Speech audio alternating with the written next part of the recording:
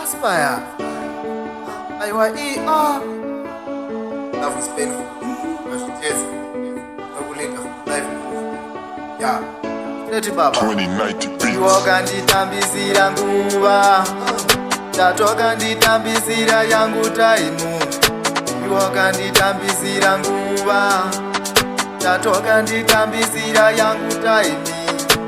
Kutakasiyana asi pfungwa dzangu aubude zvekumhanya kuti dziripo nguva dzandokufunga dhuu chikugaya iwe wakateerera makuwa ukati zvinadidega ini wacho kundiita tsagara una kuziva kuti waiva wangu wega kunge fo ndikaita chipambi chekukupa mwoyo ndikaita chipambi chekukutrasa ndikaita chimufundini ndozviziva uchandigaya leta kana wapinda murudo rwechitofo zvinhu zvakurwadza zvinhu zvakushupa unenge wakugaya aiva nani aspire 2090 wakanditambisira nguva wakanditambisira yangu taimu wakanditambisira nguva wakanditambisira yangu taimu ziva moyo mako uri kuzvituka inga kwazvipirikisha wega ndokwatona ikuti zvambuka nomunyaka 2090 beats. love is painful ukazvitedza nokulida from life through yeah leti baba aiwa